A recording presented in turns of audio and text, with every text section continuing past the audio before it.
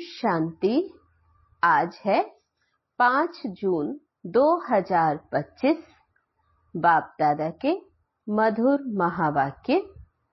बाबा कहते, मीठे बच्चे, बेहद के सुखों के लिए तुम्हें बेहद की नॉलेज मिलती है। तुम फिर से राजयोग की शिक्षा से राजाई ले रहे हो। प्रश्न है, तुम्हारा ईश्वरीय कुटुंब किस बात में बिल्कुल ही निराला है? उत्तर है, इस ईश्वरीय कुटुंब में कोई 1 रोज का बच्चा है, कोई 8 रोज का, लेकिन सब पढ़ रहे हैं। बाप ही टीचर बनकर अपने बच्चों को पढ़ा रहे हैं। ये है निराली बात। आत्मा पढ़ती है, आत्मा कहती है बाबा। बाबा फिर बच्चों को 84 जन्मों की कहानी सुनाते हैं। गीत है, दूर देश का रहने वाला आया देश पर आए। ओम शांति। वृक्षपतिवार, उसका नाम रख दिया बृहस्पतिवार। ये त्योहार आदि तो वर्ष वर्ष मनाते, तुम हर हफ्ते बृहस्पति डे मनाते हो। वृक्षपति अथवा इस मनुष्य सृष्टि रूपी झाड़ का जो बीज रूप है, चैतन्य है, वही इस झाड़ के आदि मध्य अंत को जानते हैं। और जो भी वृक्ष है वे सब जड़ होते हैं। ये है चैतन्य। इनको कहा जाता है कल्प वृक्ष। इनकी आयु है 5000 वर्ष। और ये वृक्ष 4 भाग में है। हर चीज 4 भाग में होती है। ये दुनिया भी 4 भाग में है।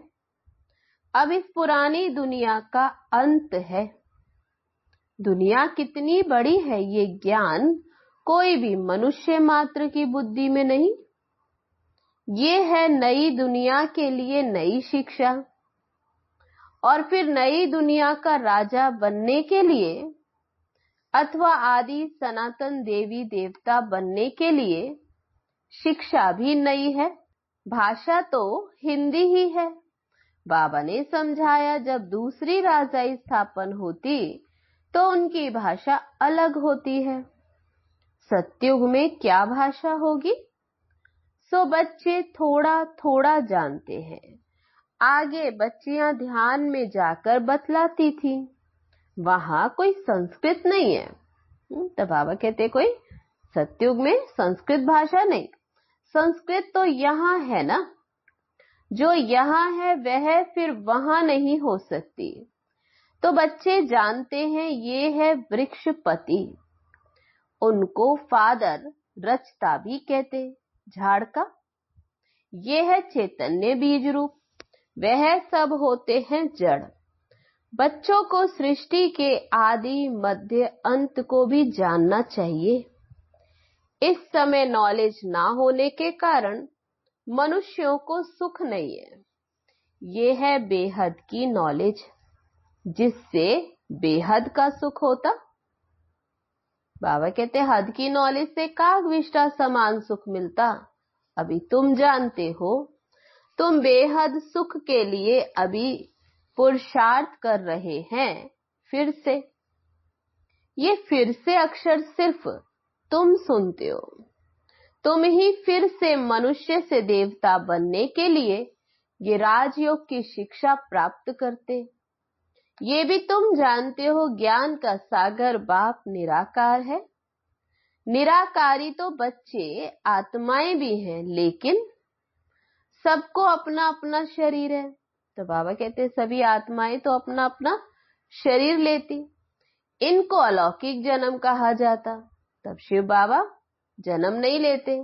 तो बाबा कहते, मेरा जन्म अलौकिक है, और कोई मनुष्य के लिए ऐसे जन्म ले नहीं सकते। तो बाबा कहते, और कोई मनुष्य के लिए ऐसा नहीं कह सकते कि ऐसे जन्म ले जैसे ये लेते। और इनकी भी वानप्रस्थ अवस्था में, तब ब्रह्मा बाबा, तो बाबा कहते, इस तन में प्रवेश करता हूं, इस ब्रह्मा तन में, लेकिन इनकी भी वानप्रस्थ अवस्था में प्रवेश करता हूं। अभी तुम बच्चों को सन्मुख बैठ समझाते और कोई आत्माओं को बच्चे बच्चे कह न सके। कोई भी धर्म वाला हो जानते हैं शिव बाबा हम आत्माओं का बाबा, वे तो जरूर बच्चे बच्चे ही कहेंगे। कोई मनुष्य आत्मा को ईश्वर नहीं कह सकते, बाबा नहीं कह सकते। यूं तो गांधी जी को भी बापू कहते हैं, तो बाबा कहते गांधी के लिए कहते थे बापू। म्यूनिसिपालिटी के मेयर को भी कहते फादर, परंतु वह सब फादर हैं देहधारी। अभी तुम जानते हो हमारी आत्माओं का बाप हमको पढ़ाते, बाप घड़ी घड़ी कहते हैं, तो बाबा टेंशन दिलाते, बच्चे अपने को आत्मा समझो। वह बाप आकर पढ़ाते भी हैं आत्माओं को। ये है ईश्वरीय कुटुंब। बाप के इतने ढेर बच्चे हैं, तुम भी कहते हो बाबा हम आपके हैं। तुम बच्चे हो गए, कहते हैं बाबा हम 1 रोज का बच्चा हूँ, 8 रोज का बच्चा हूँ, मास का बच्चा हूँ, कोई महीने का बच्चा। तब बाबा कहते पहले जरूर छोटा ही होगा, भल 2-4 दिन का बच्चा है, परंतु आर्गन्स तो बड़े हैं ना, इसलिए सब बड़े बच्चों को पढ़ाई जाती है। तब बाबा कहते भले आत्मा, तब बाबा कहते बाप को पहचाना भले महीना या 8 दिन का बच्चा, लेकिन वास्तव में शरीर तो सबके बड़े हैं ना, इसलिए बाप ये पढ़ाई पढ़ाते। जो भी आते हैं सबको बाप पढ़ाते, तुम भी पढ़ते हो। बाप के बच्चे बने फिर बाप समझाते हैं, तुमने 84 जन्म लिए हैं। बाप कहते मैं भी तुम बच्चों को पढ़ाने आता हूँ, बहुत जन्मों के अंत में इनमें प्रवेश करता हूँ। बच्चे जानते हैं यहाँ हम बड़े से बड़े टीचर के पास बैठे हैं। तो बाबा कहते अभी तुम्हारी बुद्धि में है यहाँ सन्मुख हम पढ़ने आए हैं, जिससे ही फिर ये टीचर्स निकले जिनको फिर पंडे कहते हैं, वह भी सबको पढ़ाते रहते हैं। तो बाबा कहते बड़े से बड़ा टीचर शिव बाबा। बाबा कहते मेरे पास आते हो पढ़ने, फिर ये टीचर्स, फिर पंडे, जिन्हें कहते जो जो जानते जाएंगे फिर पढ़ाते रहेंगे। बाबा कहते पहले पहले तो ये समझाना है कि 2 बाप है ना, एक लौकिक और दूसरा पारलौकिक। बड़ा तो जरूर पारलौकिक बाप हो गया, जिसको ही भगवान कहा जाता। तुम जानते हो अभी हम पारलौकिक बाप के पास आए हैं, हमें पारलौकिक बाप मिला और किसी को पता नहीं है। धीरे धीरे फिर जानते जाएंगे। तुम बच्चे जानते हो हम आत्माओं को बाबा पढ़ाते हैं। हम आत्माएं ही एक शरीर छोड़ फिर दूसरा लेंगी, ऊंच से ऊंच देवता बनेंगी। ऊंच से ऊंच बनने के लिए आए हैं। कई बच्चे चलते चलते ऊंच से ऊंची पढ़ाई को छोड़ देते, किसी न किसी बात में संशय में आ जाते, या माया का कोई तूफान सहन नहीं कर सकते, काम महाशत्रु से हार खा लेते। इन्हीं कारणों से पढ़ाई छूट जाती है। काम महाशत्रु के कारण ही बच्चों को बहुत सहन करना पड़ता। बाप कहते हैं कल्प कल्प तुम अबलाएं माताएं ही पुकारती हो। कहते हैं बाबा हमको नग्न होने से बचाओ। बाप कहते हैं याद के सिवाय तो और कोई रास्ता नहीं। याद से ही आत्मा में बल आता जाएगा, माया बलवान की ताकत कम होती जाएगी, फिर तुम छूट जाएंगे। ऐसे बहुत बंधन से छूट कर आते हैं, फिर अत्याचार होना बंद हो जाता। फिर आकर शिव बाबा से ब्रह्मा द्वारा बातचीत करते।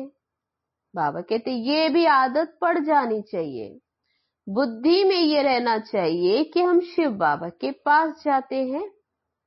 वह इस ब्रह्मा तन में आते हैं। हम शिव बाबा के आगे बैठे हैं। याद से ही विकर्म विनाश होंगे। अपने को आत्मा समझ बाप को याद करना है, यही शिक्षा मिलती है। बाप से मिलने आओ तो भी अपने को आत्मा समझो। आत्म अभिमानी भव। यह ज्ञान भी तुमको अभी मिलता है। ये है मेहनत। उस भक्ति मार्ग में तो कितने वेद शास्त्र आदि पढ़ते, ये तो एक ही मेहनत है, सिर्फ याद की। ये बहुत सहज से सहज है, बहुत डिफिकल्ट भी है। बाप को याद करना, इससे सहज तो कोई बात होती नहीं। बच्चा पैदा हुआ और मुख से बाबा बाबा निकलेगा, बच्ची के मुख से मां निकलेगा। आत्मा ने फीमेल का शरीर धारण किया, फीमेल मां के पास ही जाएगी। बच्चा अक्सर करके बाप को याद करता, क्योंकि वर्षा मिलता। बाबा कहते अभी तुम आत्माएं तो सब बच्चे हो, तुमको वर्षा मिलता है बाप से। आत्मा को बाप से वर्षा मिलता है याद करने से। देह अभिमानी होंगे तो वर्षा पाने में मुश्किलात होगी। बाप कहते हैं मैं बच्चों को ही पढ़ाता हूं। बच्चे भी जानते हैं हम आत्माओं को बाप पढ़ाते। ये बातें बाप के सिवाय तो कोई भी बता न सके। उनके साथ ही भक्ति मार्ग में तुम्हारा प्यार था। तुम सब आशिक थे उस माशूक के। सारी दुनिया आशिक है एक माशूक की। परमात्मा को सब परम पिता भी कहते हैं। बाप को आशिक नहीं कहा जाता। बाप समझाते हैं तुम भक्ति मार्ग में आशिक थे, अभी भी बहुत हैं, परंतु परमात्मा किसको कहा जाए इसमें बहुत मूंझते हैं। गणेश हनुमान आदि को परमात्मा कह एकदम सूत मुझा दिया है। सिवाय एक के कोई ये ठीक कर न सके, कोई की ताकत नहीं। बाप ही आकर बच्चों को समझाते हैं। बच्चे फिर नंबरवार पुरुषार्थ अनुसार समझते हैं और समझाने के लायक बनते हैं। राजधानी स्थापन हो रही है, हूबहू कल्प पहले मिसल तुम यहाँ पढ़ते हो। फिर प्रारब्ध नई दुनिया में पाएंगे। बाबा कहते उनको कहा जाता अमर लोग। तुम काल पर विजय पाते हो, फिर वहां कभी अकाले मृत्यु नहीं होती। नाम ही है स्वर्ग। तुम बच्चों को इस पढ़ाई में बहुत खुशी होनी चाहिए। बाप की याद से बाप की प्रॉपर्टी भी याद आएगी। तो बाबा कहते बाप को याद करेंगे तो वर्षा स्वतः याद आएगा। सेकंड में सारे ड्रामा का ज्ञान बुद्धि में आ जाता। मूल वतन, सूक्ष्म वतन, स्थूल वतन, 84 का ये चक्र, बस ये नाटक सारा भारत पर ही बना हुआ है। बाकी सब है बाई प्लॉट। बाप नॉलेज तुमको सुनाते हैं, तुम ही ऊंच से ऊंच फिर नीच बनते।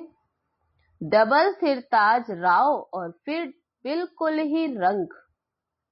अब भारत रंग भिखारी है, प्रजा का प्रजा पर राज्य है।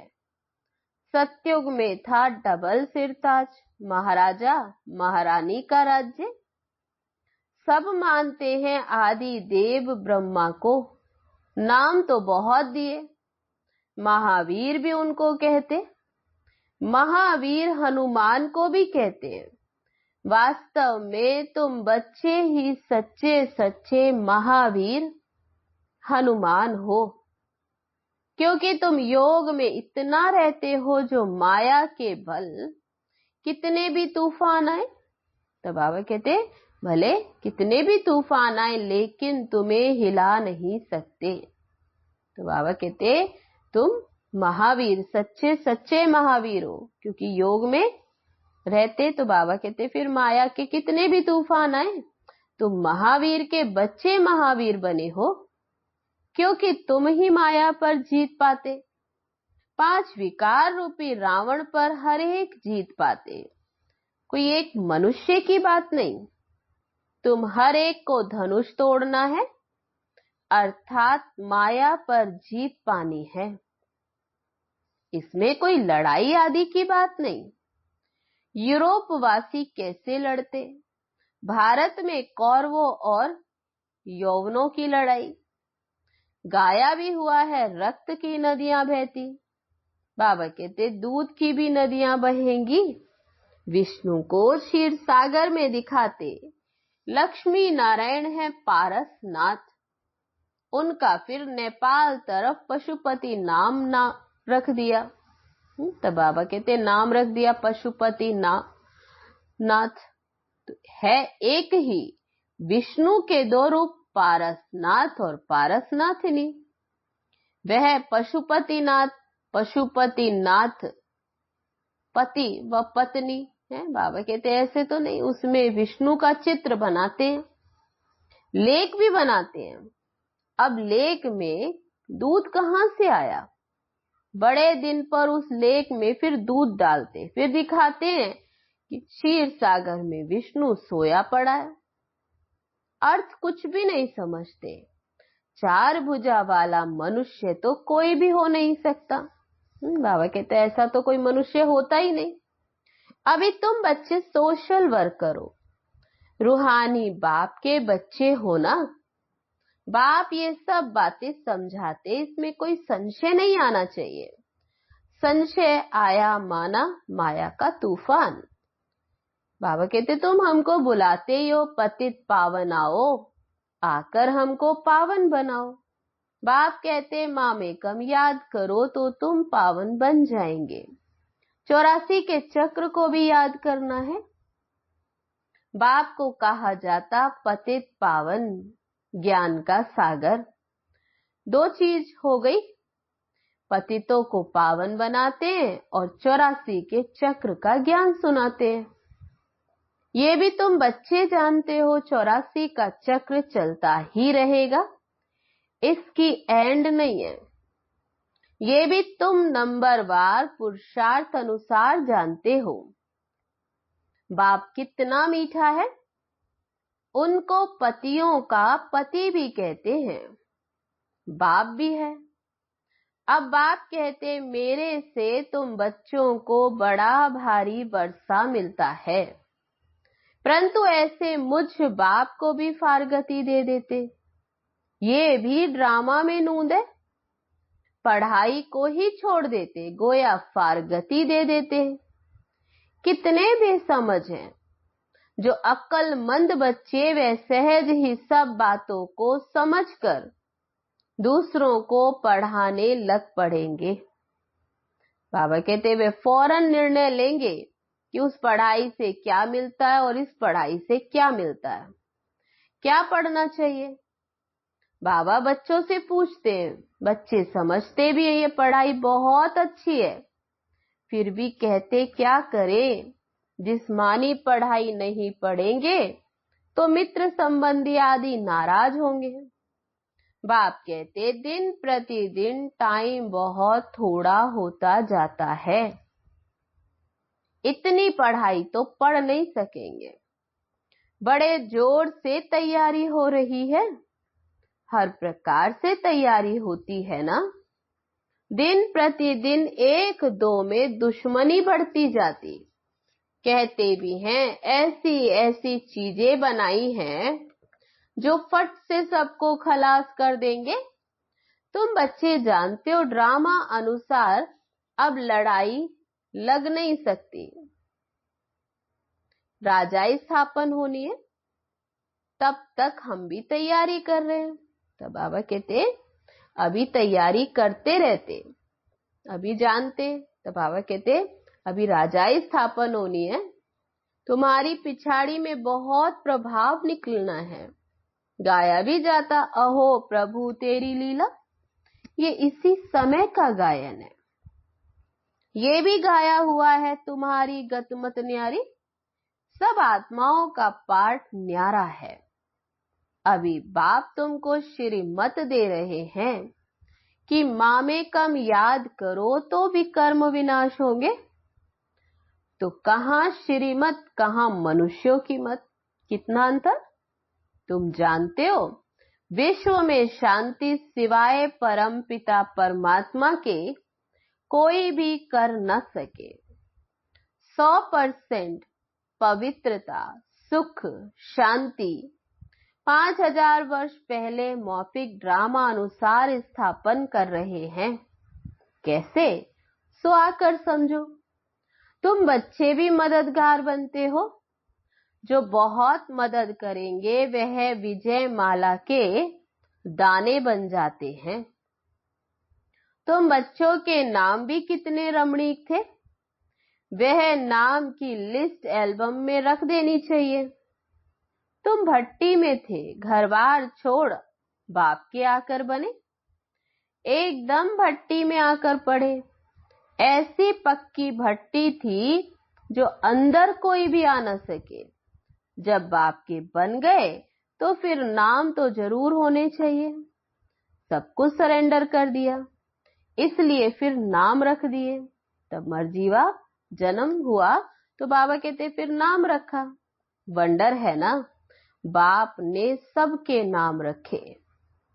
अच्छा, मीठे मीठे सिक्के लदे बच्चों प्रति माता पिता बाप दादा का याद प्यार और गुड मॉर्निंग।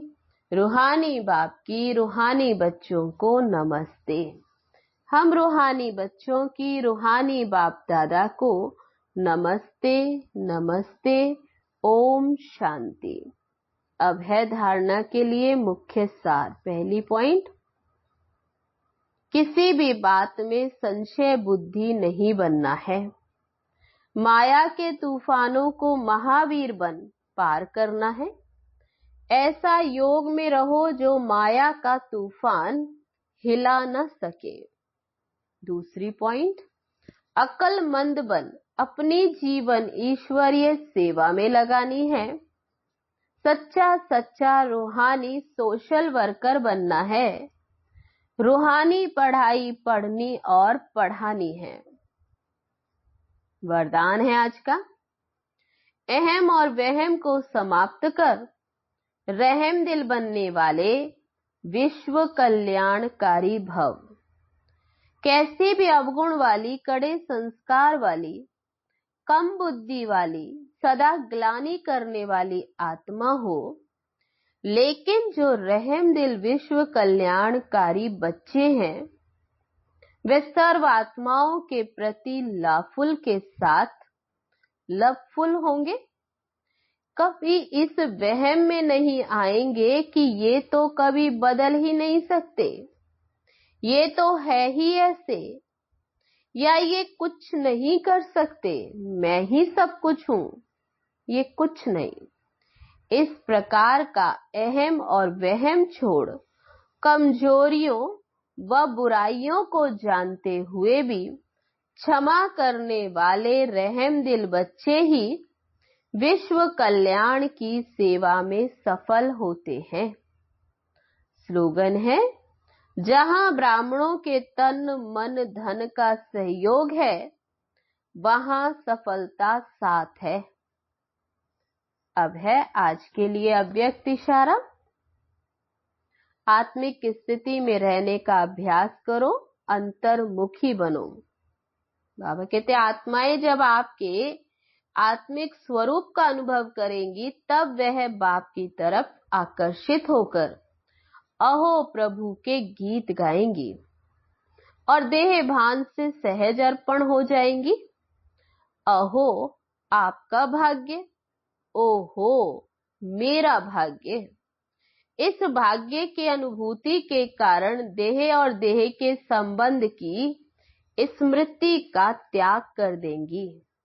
अच्छा, ओम शांति।